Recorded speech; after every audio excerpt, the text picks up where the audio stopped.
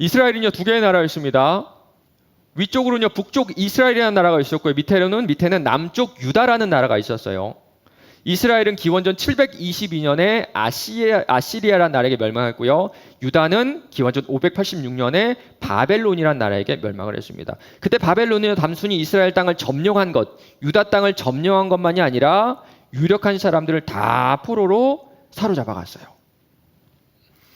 그러던 나중에 이 바벨론이 페르시아에게 멸망을 하게 되면서 수많은 유대인들이 이 페르시아의 노예로 살고 있을 때 그 페르시아의 왕 고레스가 이런 명령을 내립니다. 너희 중에 그의 백성된 자는 다 유다 예루살렘으로 올라가서 이스라엘 하나님 여호와의 성전을 건축하라. 야, 진짜 신기한 일이죠. 역사상 한 번도 없었던 일. 정복국가의 왕이 노예민족들을 잡아온 노예민족들을 아무런 이유 없이 그냥 돌려보낸 정말 역사상 없었던 일. 왜 그런지 이유를 들어보니까요, 이렇게 나옵니다. 고레스가 하나님을 만나서 말씀을 들었어요. 바사왕 고레스는 말하노니 하늘의 하나님 여호와께서 세상 모든 나라를 내게 주셨고 나에게 명령하사 유다 예루살렘 성전을 건축하라 하셨나니 이스라엘의 하나님은 참 신이시라. 이야, 이스라엘 사람들은 하나님을 믿지 않고 섬기지 않는데 도리어 이방의 왕이 지금 하나님이 참 신이라고 얘기하면서 돌려보내고 있는 그런 중입니다. 그때 돌아온 이스라엘 백성들은요, 왕의 명령대로 가장 먼저 성전을 지어요. 그때 페르시아의 왕 아닥사스라는 사람이요, 에스라를 예루살렘에 보내게 됩니다. 그 이유가 이렇게 나와요.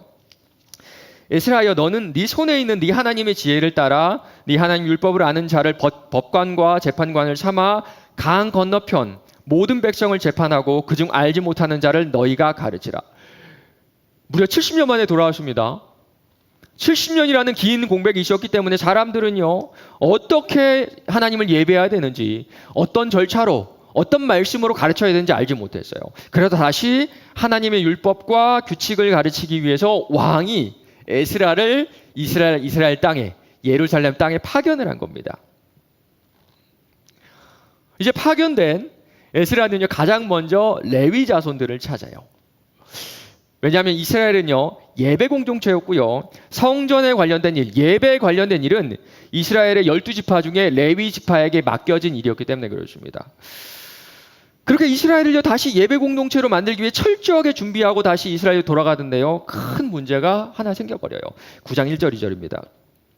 이후에 방백들이 내게 나와 이르되 이스라엘 백성과 제사장들과 레위 사람들이 이 땅 백성들에게서 떠나지 않고 가나안 사람들과 헷 사람들과 브리스 사람들과 여부스 사람들과 암몬 사람들과 모압 사람들과 애굽 사람들과 아무리 사람들의 가증한 일을 행하여 그들의 딸을 아내로 맞이하여 아내와 며느리로 삼아 거룩한 자손이 그 지방 사람들과 서로 섞이게 하는데 방백들과 고관들이 이 죄에 더욱 으뜸이 되었다.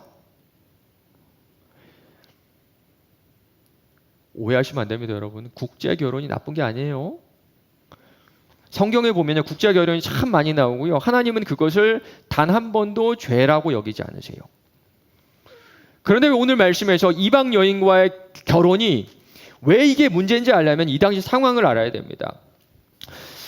그 당시에 모든 나라, 모든 민족들은요, 종교가 있었고요, 섬기는 우상이 있었습니다. 그리고 각자 섬기는 우상들이 있었고, 그래서 내가 이방 민족과 결혼한다는 거는요, 그 신을 같이 섬기기로 결단한다는 거예요. 그런데 그 당시의 우상은요, 우상을 예배하는 일은 인간의 탐욕을 최대한 자극하고 최대한 실행할 수 있게끔 했습니다. 우상의 신전에는 남녀 사제가 있었고요, 그 사제들과 성적인 관계를 맺는 것까지가 예배였습니다. 와. 남자 우상의 신전에는 여자 사제가 있었고요, 남자가 가면 간음을 하겠고 여자가 예배드릴 때는 동성애를 하겠죠. 마찬가지입니다. 아르테미스가 쓴 여자 신의 신전에는 남자 사제들이 있었고요, 사제라는 말은 좀 그렇죠, 남자 창기들이 있었고요, 남자가 가면 동성애를 행했고 여자가 가면 간음을 행했죠. 종교라는 이름으로 합법적인 간음이 이루어졌던 겁니다. 때로는요, 풍요를 위해서 자기 자식들을 우상에게 제물로 바치기도 했어요. 우리 몇 번 나누기 했었죠. 이 몰렉이라는 그런 신은요, 청동으로 만든 신인데요, 이렇게 큰 청동으로 만든 신입니다. 그러면 여기다가 자기 아이를 눕혀가지고 꽁꽁 묶어놓고 밑에다가 불을 지핍니다. 그럼 청동이 어떻게 되겠어요? 서서히 달아오르겠죠. 여기 있는 그 아이도 서서히 불에 타서 죽는, 그게 바로 여부수 사람들, 암몬 사람들, 모압 사람들, 애굽 사람들, 아모리 사람들이 행했던 우상 숭배, 예배, 종교 행위였던 겁니다. 그런데 오늘 말씀 보니까요, 이 이방의 여자들이 이스라엘의 문화, 이 야훼 여호와 하나님을 섬기는 문화로 들어간 것이 아니라 도리어 이스라엘 남자들이 그 이방 여자들의 가증한 것을 따라갔던 겁니다. 낮에는요, 성전을 지었어요. 예배를 준비했습니다. 그런데 밤에는요, 우상의 신전에서 간음을 하며 자녀들을 불에 태워 죽이게 됐던 거예요. 70년 만에 고향으로 돌아왔습니다. 이거 생각하면 할수록 기적 아닌가요? 기적. 타국의 왕이, 정복한 나라의 왕이 적극적으로 타국의 노예를 고향으로 돌려보낸 일은요, 역사에 한 번도 있지 않았던 그런 일입니다. 그런 돌려보낸 것으로 끝이 아니라 성전을 지어주고 성전을 짓도록 최대한 지원을 해줘요. 그런데 이렇게 너무나 기적 같은 일 가운데 이스라엘 백성들이, 특별히 레위인들, 제사장 같은 지도자들이 이방의 여인들과 결혼을 해서 우상을 섬기는 그 일에 빠졌던 겁니다. 우리 2절에도 나오죠. 제사장 레위인이 앞서서 이런 죄를 지었던 겁니다. 이 말을 들은 에스라는 어떻게 했을까요? 내가 이 일을 듣고 속옷과 겉옷을 찢고 머리털과 수염을 뜯으며 기가 막혀 앉아. 에스라가 기가 막힌 거. 속옷과 겉옷을 찢고요, 머리털과 수염을 뜯었다고 하는 건, 이거는 그때 그 당시 에스라 정신이 산산조각 났다, 그런 뜻입니다. 그리고 이제는 성전 앞에서 울기 시작합니다. 새롭게 지은 저곳에서 우리의 정체성, 예배하는 하나님의 백성으로 돌아가려고 했는데요, 이제는 그 성전에 들어갈 염치도 없어요.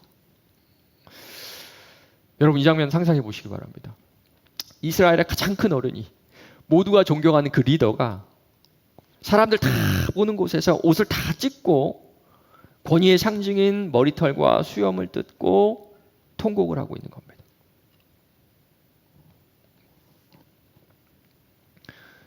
그때 이스라엘 백성들이 한두 사람씩 그곳으로 모여들기 시작해요. 다들 서로 말은 안 했지만 문제가 무엇인지 짐작하고 있었던 겁니다.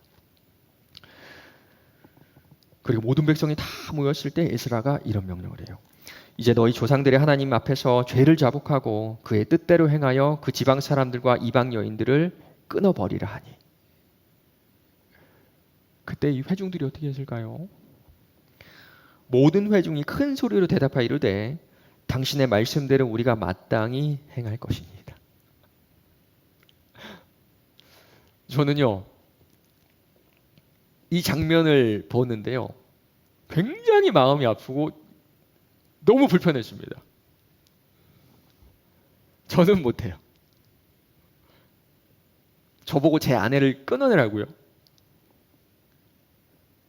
저는 못합니다. 생각해 볼게요. 못할 것 같아요가 아니라 저는 못해요. 어떤 일이 있어도 제 아내와는 헤어질 수가 없습니다. 여러분에게는 정말 미안한 일이지만 제 아내를 위해서라면 저는 언제든지 교회를 떠날 수가 있어요.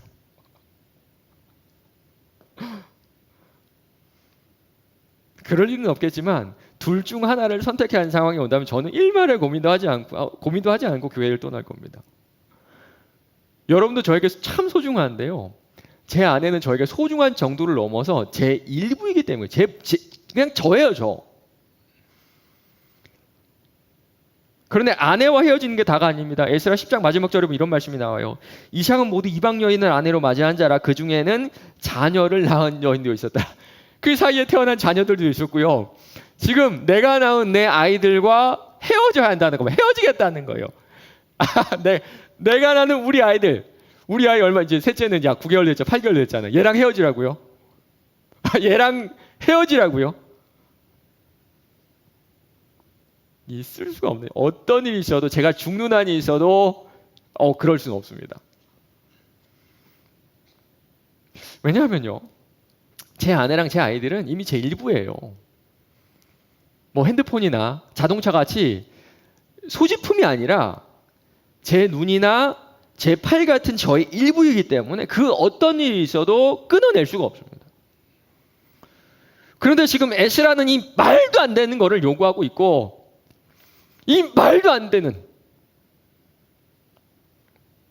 이스라엘 백성들이 지금 순종하겠다고 그 앞에서 결단하고 있는 거예요.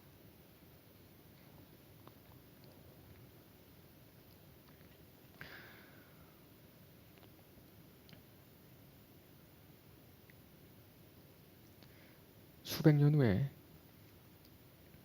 예수가 이런 말씀을 하세요. 만일 네 오른눈이 너로 실족하게 하거든 떼어내버리라. 네 백체 중에 하나가 없어지고 온 몸이 지옥에 던져지지 않는 것이 유익하며, 또한 만일 네 오른손이 너로 실족하게 하거든 찍어내어버리라. 눈이 죄를 지으면 눈을 뽑아서 버리고요. 손이 죄를 지으면 손을 찍어서 내버리라는 겁니다. 사실 이 말씀대로 한다면 저는요 이미 뭐 손발, 팔다리, 발가락, 눈 다 잘려가지고 이미 인간의 형체를 하고 있지는 않을 겁니다. 그런데 정말 이 말씀이 하나님께서 우리의 신체를 잘라버리라 그런 말씀일까요? 하나님은 우리가 죄를 지으면 눈을 뽑아내고 우리가 손으로 죄를 지으면 손을 잘라내고 그러기 원하실까요? 전혀 그렇지 않습니다. 전혀 그렇지 않아요. 우리는 하나님의 형상으로 지어진 거룩한 존재이기 때문에 어떠한 경우에도 신체를 상하게 하는 일은 잘못된 겁니다. 이 말씀은요, 눈 뽑아내라, 손을 잘라내라 그런 말씀이 아니에요. 이 말씀은요, 죄를 끊어내는 것은 내 눈을 뽑아내는 것처럼 힘들다는 겁니다. 죄를 끊어내는 것은 내 손을 내 스스로 잘라내는 것만큼 힘들다는 거예요. 죄가 그래요. 죄의 특성이 그렇습니다. 사실 우리는요 수백 가지 수천 가지 죄를 짓지 않습니다. 돌아보면요 한두 가지의 죄가 끊임없이 나를 괴롭힐 거예요. 얼마 전에 어떤 형제가 저한테 이런 고백을 합니다. 목사님, 음란한 영상들을 도저히 끊어낼 수가 없어요. 누가 봐도 제가 봐도 분명히 회심한 형제고요. 말씀대로 살려고 노력하고 발버둥 치는 크리스천인데요. 그럼에도 불구하고 한 가지 죄가 끊임없이 그 형제를 괴롭혔던 거예요. 여러분 어떠세요? 돌아보면요. 여러분도 수십 가지 수백 가지 죄 짓지 않을 겁니다. 딱 한 가지, 딱 두 가지 죄가 반복이 돼요. 양심의 가책은 있고 이러면 안 된다는 것도 알지만 여전히 끊어내지 못하는 죄가 있습니다. 맞습니다. 그 죄를 끊어내는 거는요. 내가 내 손으로 눈을 뽑아내는 것처럼, 내가 내 손으로 내 팔을 찍어내는 것처럼 괴롭고 어렵습니다. 여러분은 지금까지 그 죄를 20년, 30년, 40년 나이만큼 그 죄를 짊어지고 있고요. 그 시간 동안에 그 죄는 여러분과 하나가 되었을 겁니다. 그래서 바울은 이렇게 얘기해요. 그러므로 내가 한 법을 깨달았노니 곧 선을 행하기 원하는 나에게 악이 함께 있는 것이로다. 밖에 있는 죄가 나를 괴롭히는 게 아니라 내 안에 있는 죄가 나를 괴롭혀요. 나를 향한 법이 아니라, 나를 향한 죄가 아니라 내 안에 있는 법, 내 속에 있는 죄. 그 죄를 바울은 지금 법이라고 그러죠. 법은요 그 특성상 우리를 통제하는 그런 특징이죠. 특징. 여러분을 끊임없이 괴롭히는 그 한두 가지 죄를 생각해 보시기 바랍니다. 그 순간만큼 마치 법처럼 여러분의 모든 감각기관, 오감을, 생각과 행동과 말도 그 죄 하나가 여러분을 통제할 거예요. 질투, 탐욕, 욕망, 돈, 사람, 때로는 사랑, 우정, 남들의 인정, 남들의 박수, 우월감, 게으름. 이 죄들이 여러분 안에서 여러분을 지배합니다. 그리고 그것은요, 여러분만의 문제는 아니에요. 오늘 말씀 보면요, 이방 여인들과 결혼한 죄를 지은 사람은 100여 명밖에 되지 않습니다. 그런데 보자, 지금 이스라엘 백성 전체가 모여서 회개 기도를 하고 있죠. 하나님은 여러분 한 명 한 명을 개인으로 부른 게 아니라 공동체로 부르셨기 때문에 이미 한 몸인 우리는 서로의 죄에 영향을 받고 있어서 그래요. 여러분 한 사람의 끊어내지 못하는 죄 때문에 하나님께서 우리 공동체에 부어주시기 원하는 그 은혜를 여러분의 끊어내지 못하는 한 가지 죄가 가로막고 있다는 거예요.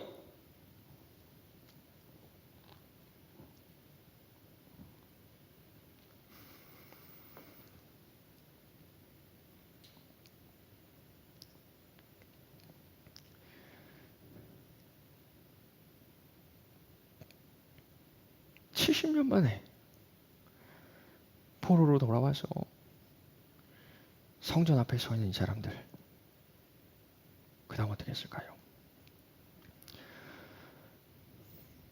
이방인이지만 자신들의 아내, 그리고 그 사이에서 난 아이들을 끊어내고 돌려보내기로 해요. 이 모든 일들을 조사하고 실행하기까지 약 한 75일 정도의 긴 시간이 걸렸는데요. 그 사이에 얼마나 힘들었을까 싶어요. 머리로 이해하는 일을 가슴으로 실행하는 거는요, 정말 눈을 뽑아내는 것처럼, 팔을 잘라내는 것처럼 어렵고 힘들고 괴로웠을 겁니다. 그러나 그렇게 했을 때 다시 이스라엘 공동체가 정결한 모습으로 주님 앞에 나아가요. 오늘은 7월 첫 주고요. 2021년의 반환점입니다. 지난 6개월 동안에 그리스도라는 항구에 정박한 형제 자매들이 있다는 거 전 알고 있습니다. 너무너무 감사합니다. 그러나 그보다 더 많은 형제 자매들이 항구에서 더 멀리 떠내려가 표류하고 있을 거예요.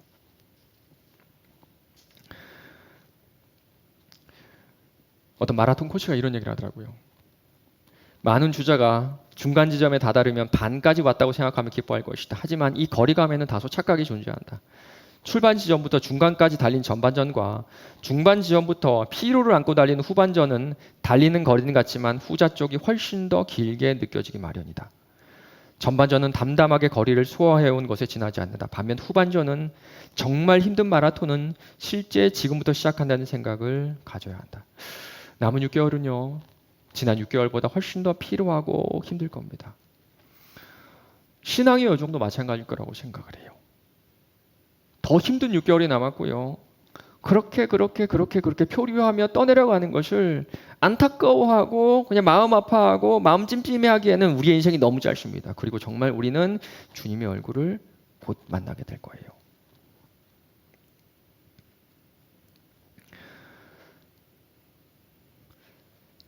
사랑하는 여러분, 이 여러분의 인생의 레이스를 무겁게 하는 그 죄는 뭔가요?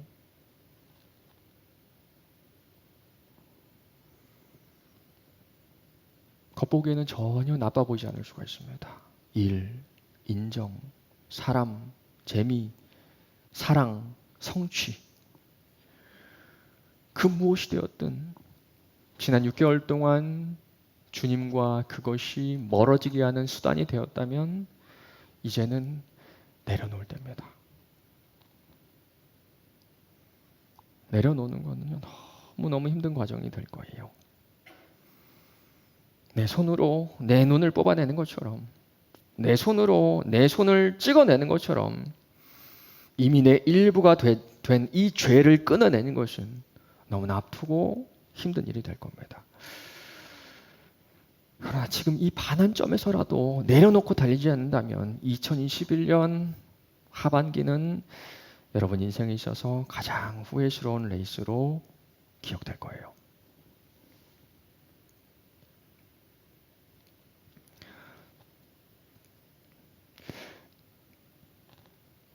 여러분 한 가지 기억해야 될 것은요. 반환점에는 꼭 물이 있다는 겁니다. 우리가 죄를 내려놓는 것만으로는 부족합니다. 물을 마셔야 나머지 레이스도 가능해요. 존 오웬이라는 신학자가요, 죄 죽임이라는 책에서 이런 물이 있다고 우리에게 알려줍니다. 우리의 악한 기질을 절대로 우리 자신의 힘으로 정박할 수 있는 방도는 없으며 우리 자신의 힘으로는 싸우다 지쳐 결국은 쓰러질 수밖에 없지만 예수 그리스도 안에서는 얼마든지 승리할 수 있다는 사실을 믿음으로 상고해야 합니다. 탕자는 거의 죽게 될 정도로 줄였을 때 아버지 집에 양식이 풍족하다는 생각을 하고 힘을 냈습니다. 아무리 큰 고통과 고뇌 속에 있다 해도 그리스도의 충만한 은혜, 곧 우리를 지원하기 위해 그리스도 안에 쌓여있는 힘과 권능과 보화들을 생각합시다. 그 보화들을 지성 속에 채워놓으십시오.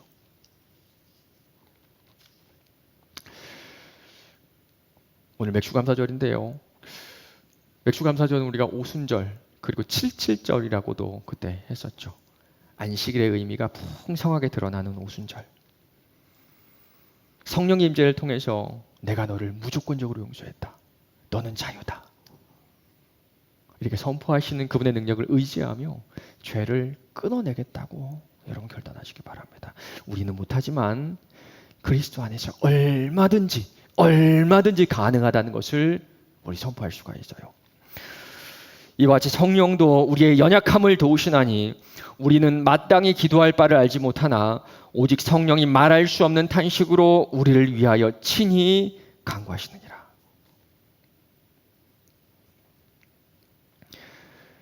말씀을 맺겠습니다.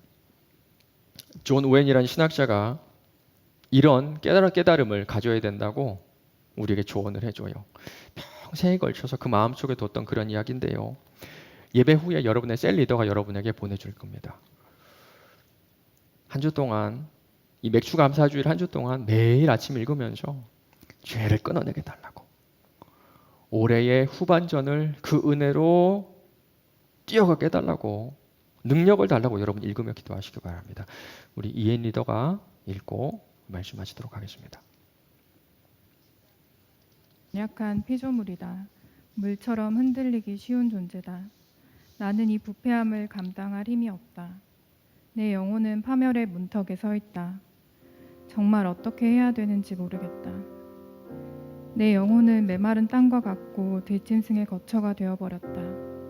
무수히 약속했지만 지키지 못했다. 소원과 맹세는 무용지물이었다. 승리하고 구원을 받게 되리라는 확신을 가졌지만 결국은 속았다. 그래서 나는 어떤 탁월한 지원군과 도움 없이는 상실된 자가 되고 하나님을 철저히 포기할 정도로 패배하게 될 것이라는 것을 분명히 깨달았다. 그러나 이것이 내 상태요 조건임에도 불구하고 나는 축 처진 손을 다시 올리고 연약한 무릎을 세워야 한다. 마음속에는 온갖 은혜로 충만하고 손에는 온갖 능력이 충만하신 주 예수 그리스도를 바라보자. 그리스도는 이 모든 원수를 이기실 수 있다. 그리스도 안에는 나를 구원하고 도와줄 충분한 양식이 있다. 그리스도는 지치고 죽어가는 내 영혼을 넉넉히 이기는 자로 만드실 수 있다.